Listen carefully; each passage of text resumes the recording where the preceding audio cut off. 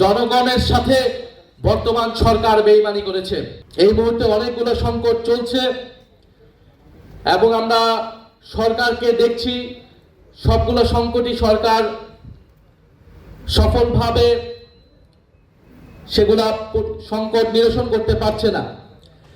আমরা দেখছি যে সারা দেশে হামের প্রকোপ তৈরি হয়েছে এবং 400-এরও বেশি শিশু হামের কারণে নিহত হয়েছে।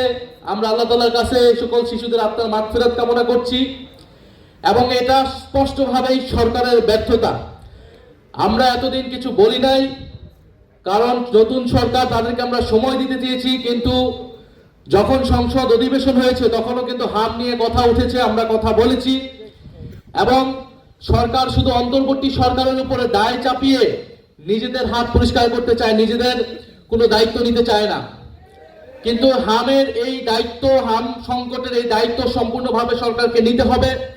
সরকারের উচিত ইমিডিয়েটলি মেডিকেল ইমার্জেন্সি ঘোষণা করা এবং কয়েকটি হাসপাতালকে বিশেষায়িত ঘোষণা করা শুধুমাত্র হামের চিকিৎসার জন্য।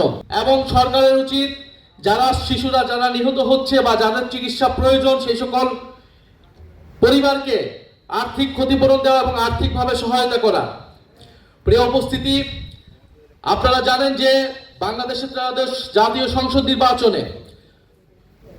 সংসদ নির্বাচনের পাশাপাশি গণভোট অনুষ্ঠিত হয়েছিল। আপনারা গণভোটে অংশ নিয়েছেন না? আমরা সবাই গণভোটে কি ভোট দিয়েছিলাম? আমরা সবাই হ্যাঁ ভোট দিয়েছিলাম। সংস্কারের পক্ষে পুরো বাংলাদেশের জনগণ, পুরো জুলাই গণ অভ্যুত্থানের তরুণ প্রজন্ম হায়ের পক্ষে অবস্থান দিয়েছিল। আমরা জুলাই গণ অভ্যুত্থানে নেমেছিলাম সংস্কারের পক্ষে এবং নির্বাচনে আমরা পুনরায় জনগণ তাদের ম্যান্ডেট দিয়েছিল। কিন্তু সেই সংস্কারের সাথে জনগণের সাথে বর্তমান সরকার বেইমানি করেছে, বর্তমান সরকার প্রতারণা করেছে এবং গণভোটকে তারা অস্বীকার করেছে, গুরুত্বপূর্ণ সকল অধ্যাদেশকে তারা বাতিল করে দিয়েছে। আমরা দেখছি সংস্কারের এই আকাঙ্ক্ষাকে পাশ কাটিয়ে সরিয়ে দিয়েছে এবং যুবকদের জন্য এই সরকার নির্বাচনের আগে যে সকল কমিটমেন্ট তৈরি করেছিল, প্রতিশ্রুতি দিয়েছিল, তার কোনো প্রতিশ্রুতি এখন পর্যন্ত পালন করতে সক্ষম হয় নাই বর্তমান সরকার।